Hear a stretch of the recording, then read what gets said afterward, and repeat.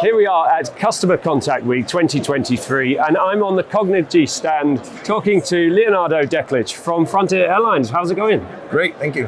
Hey, thanks for joining me. And it's really interesting story you've got here. I wanted to kind of dig into it a little bit more.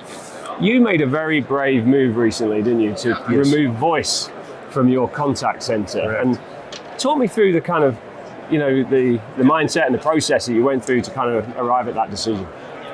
Well, as is the case with all airlines, service disruptions such as delays and cancellations are inevitable. And given their unpredictable nature, it makes us highly susceptible to scenarios where we could experience an increase in contact volume and find that we're not staffed accordingly to be able to maintain the service levels that we would otherwise be able to uphold. And a big reason for that is the limitations of phone-based communications, which are synchronous and require that one-to-one contact. So by switching to chat-based communications and given the asynchronous nature of chat-based communications, it allows our support agents to manage multiple conversations concurrently, and that allows us to do more with less, which results in a cost savings and greater scalability.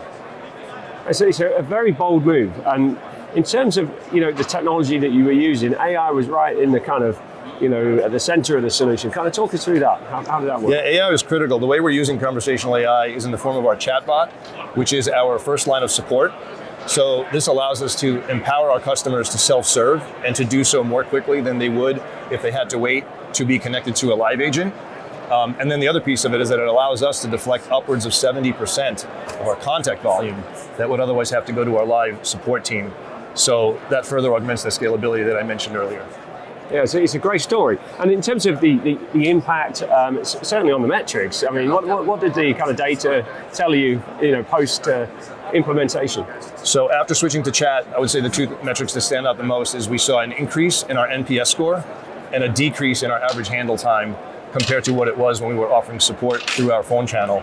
In fact, our average handle time is the lowest it's ever been historically, or at least in the last 5-6 years. So a success. Definitely. That's amazing. With a lot of learnings. I can imagine. It wasn't without his bumps in the road, but they never are, these things. Par for the course with any major change, right? Yeah, absolutely. But as long as you've got happy customers at the end of it, that's the main thing.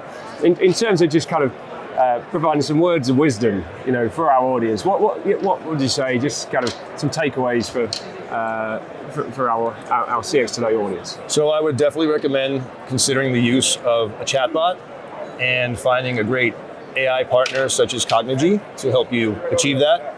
And then be prepared to optimize and continually improve the performance of your bot based on learnings that will come from auditing the chat transcripts and monitoring the bot's performance so that you can continually improve the containment rate.